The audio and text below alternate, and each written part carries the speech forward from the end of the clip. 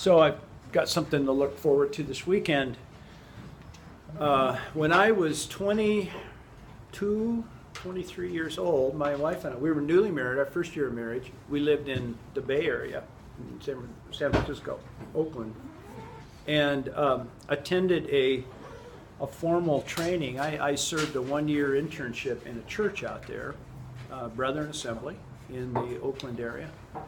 And there were 12 of us in our class, 12 guys. Some were married at that time, some were not. And over the course of that year, we became good friends. It was I would call it a pretty intense course, training. We had Bible training, we had a lot of ministry training and doing things on campuses, and it did lots of different things.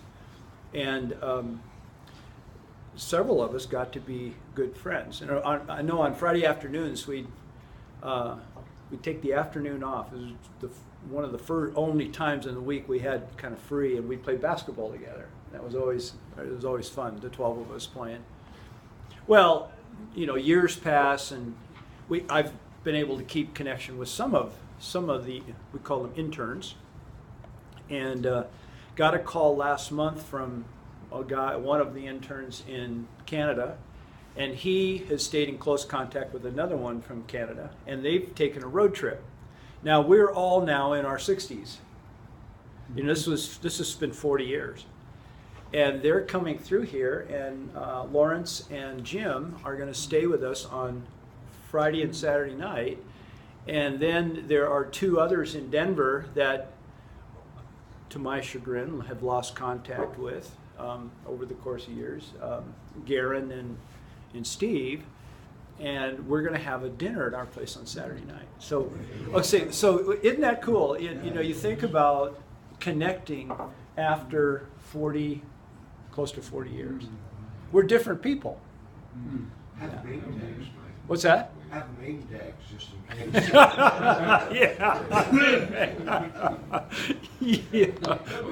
I may take you up on that. I'd have to remember where I put the name tags though. So, good one. That'll be fun. It'll be fun, yeah. Well, let's turn to Genesis chapter 28 as we start on this first day of October, 2014. We'll be reading from Genesis 28, 10 through 16. Last time we were together, we loosely phrased the theme of last talk, or time together rather, is if only Junior could come around or get it together. And how we looked at the fact that we, especially now at our age and so forth, and we're looking at the next generation. Most of us have adult sons and daughters, but we all went through those teenage years with them. And a lot of our perception was if only Junior could come around. Well, what we've learned through the story in Genesis 28 here is that we're part of that story. And we have a role that we have been playing as well. And that's what the discussion was last week. Well, we're gonna move on, and it's a very familiar text this morning. Jacob's dream. We are all climbing Jacob's ladder. That song. It's Jacob's dream at Bethel, and we're gonna kind of do broad strokes this morning and look at it, and key in on verse 16 today. So why don't we go ahead and read that like we do?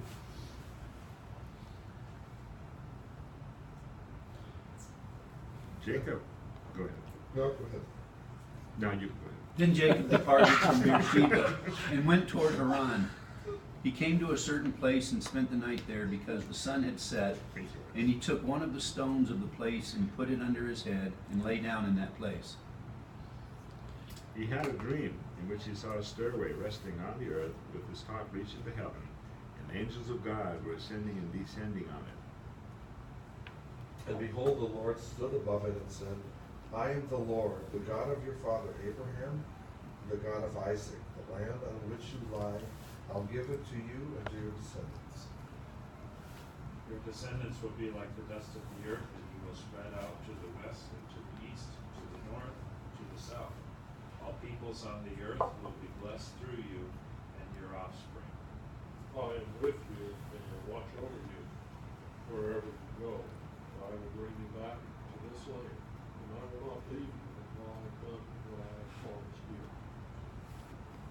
when Jacob awoke from the sleep, he thought, surely the Lord is in this place, and I was not aware.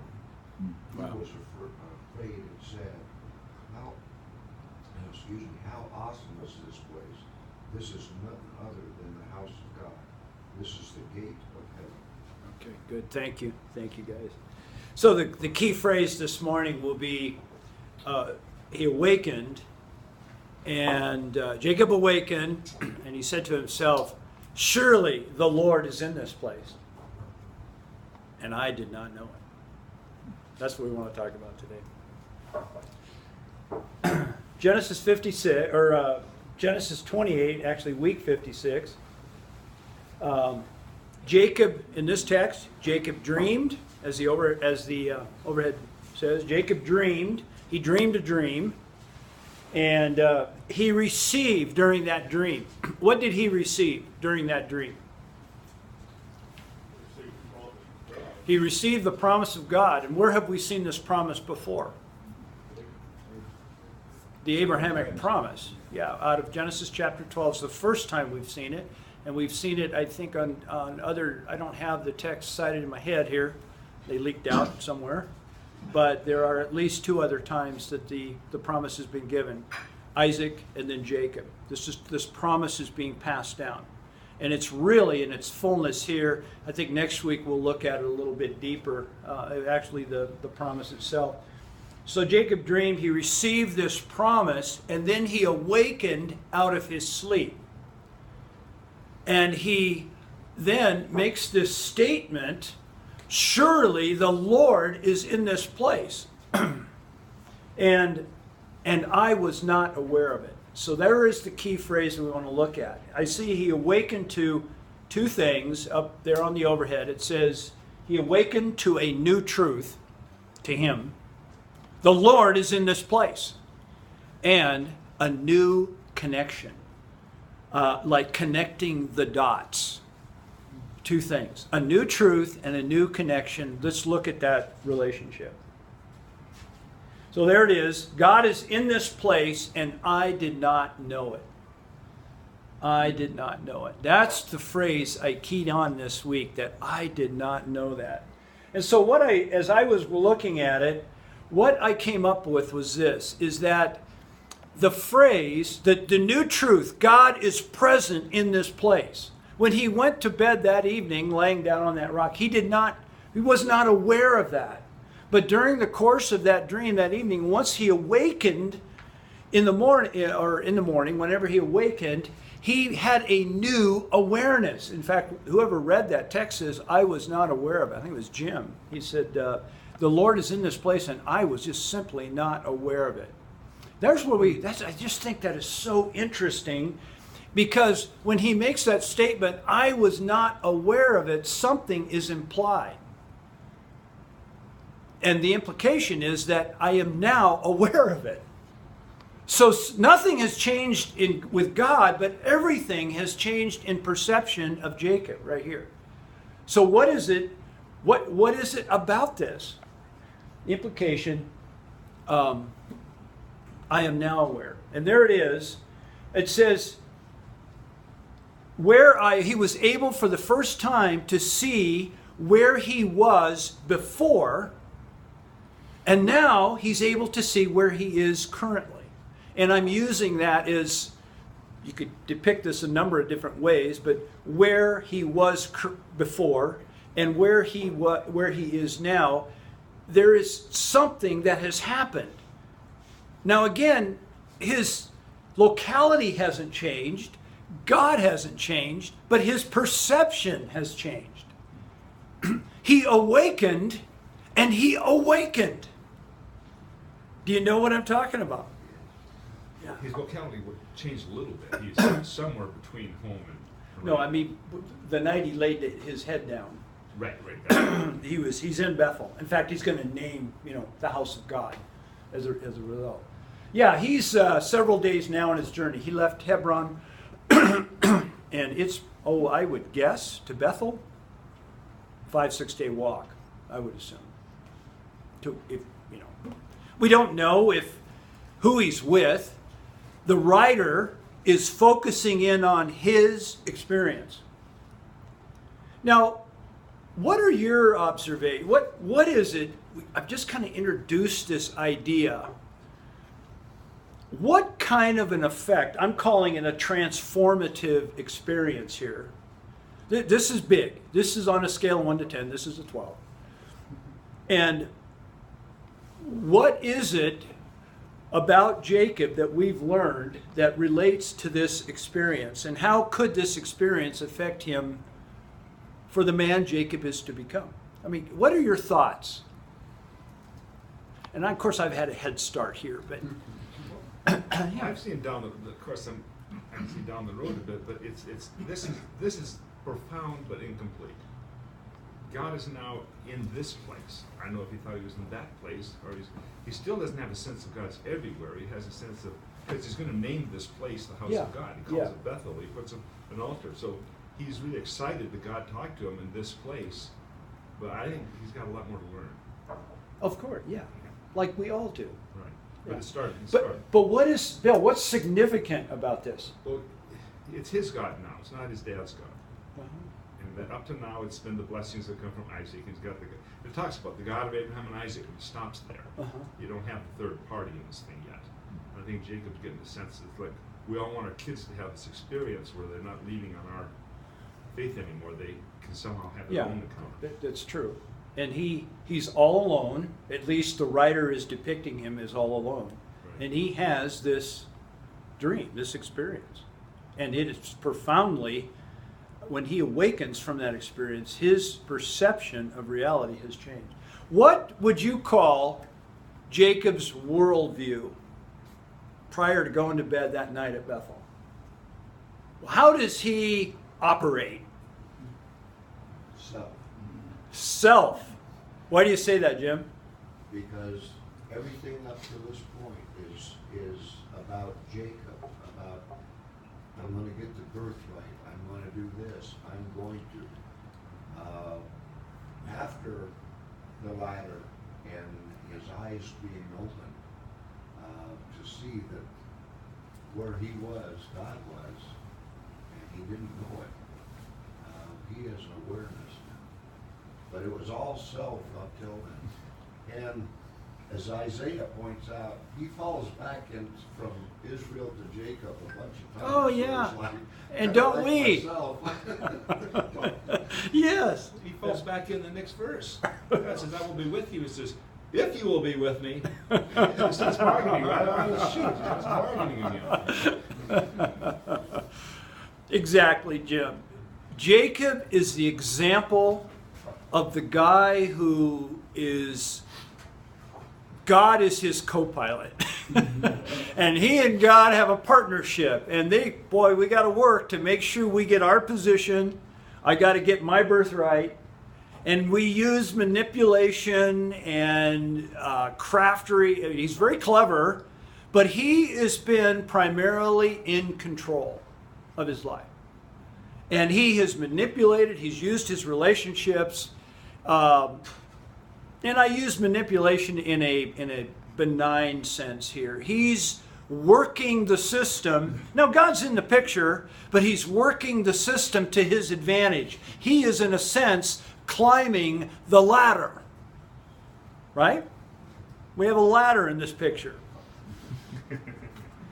He is, in a sense, climbing the ladder to somewhere. That's what his experience has been up to this point. He has this dream, and in the morning he awakens. Now, how would you describe what occurred to him? What's changed? What do you think? When he was out there traveling, perhaps at one like you said, I'm sure there was maybe a sense of loneliness. It was a new land, a different land, and there he really felt alone. And now when he Could has be. this dream, he realizes that God is with him, and maybe he had never had that feeling before. About, like you were saying, about himself, everything was about himself.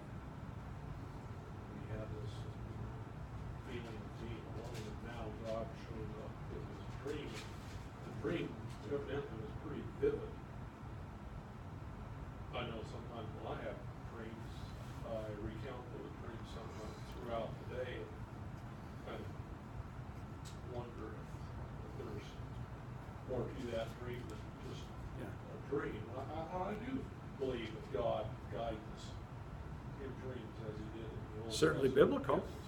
gives us his sort of sense of direction in our life. Okay. Scripture says, when a man see visions, all men see dreams, Yeah. and vice versa. Yeah.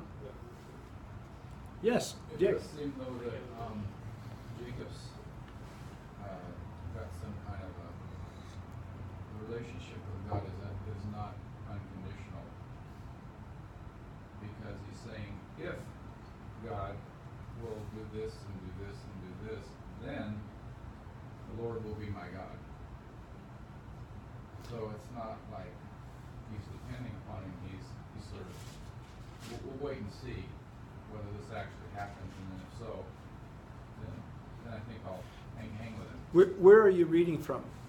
Okay, 20 through 22. Want me to read it? You mean verses? Yeah. Let's put those on hold till next time. Okay. Yeah, let's just focus in on 16. I'm reading ahead. Yeah, you're reading ahead, and that's okay. We'll figure out how to fit that one in later. And it really, the point is we got it in our heads that conversion, a conversion experience is so definitive that you have this moment and then everything is perfect from there. We're not taught that, but we've got this thing in our head. Case in point is what Steve said this morning of what this radio station was implying. They would never say it. If you give to us, God will bless you. You know, it's this whole idea of God is the giant gumball machine. I put my nickel in and I get this flavored gumball out as a reward. And that is just not the case. We're constantly up against that ideal in our heads. And it manifests itself many, many different ways. This is an unconditional. Jacob is passive. He's asleep. This comes to him. He didn't ask for it. It is so out of his mode of how he operates. He is the guy, the supplanter. He's the guy that makes it happen. And that God is here as my co-pilot. And we work as a team and we're out for my benefit and my success. And all of a sudden, unconditionally, he goes to bed at night and whoa, does his world change. He wakes up in the morning and he's not only able to see that God's presence is there in this moment and in this time, which again, we don't think about. We think God is with us when we're doing holy things. And so therefore, most of the time, God is not with us. When we're giving to the radio station, then God likes us, you know. Yes. Well, within the bounds of the scripture are two things evident. First of all, he's probably very aware of the deceitfulness he's gone through and the turbulence. Oh, that's yeah. kicked him out. All this stuff, he's probably, I don't know, a lot of self-doubt. I don't want to guess what he's thinking. But God comes on the scene and affirms the whole thing. Exactly. And secondly, I'm not sure, I think I have to go back and listen to the people, but they still, we assume they have this view of God we have. I mean, they're still tribal people. There are lots of gods, and this guy here is over this area, and this guy here is over this area.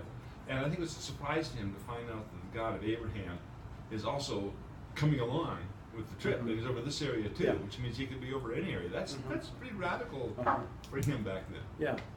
That he's above the gods.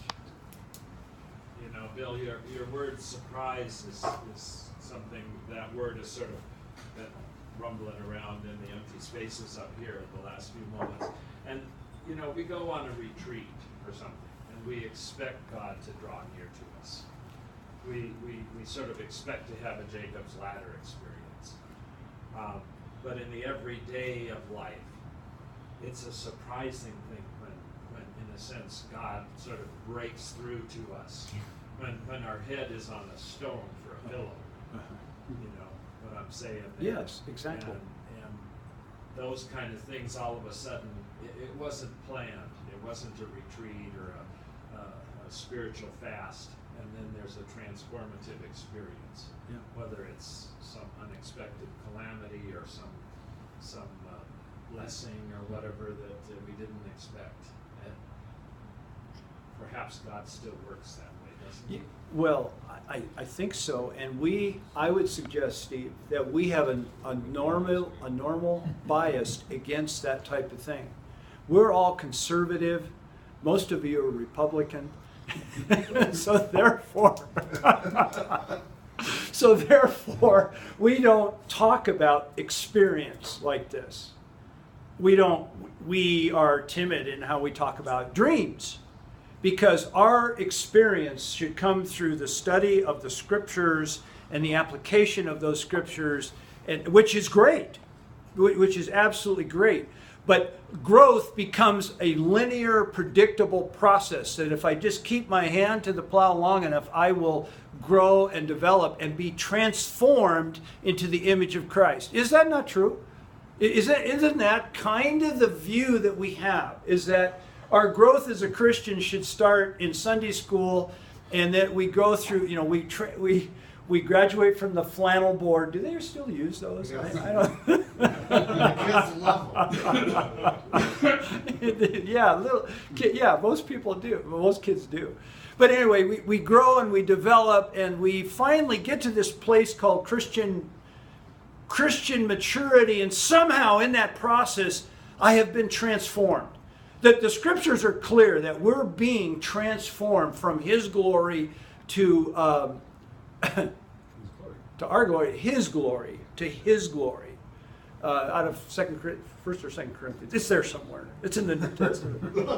Again, it leaked out. A lot of stuff leaks out these days.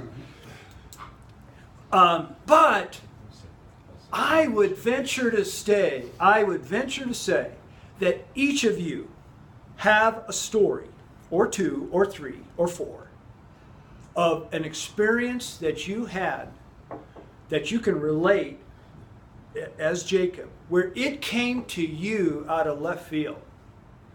And this is something different. Okay. It came to you out of left field, and in a moment in time, things changed. Your perception of reality changed. And I would also venture to say that it had something to do with the release of control.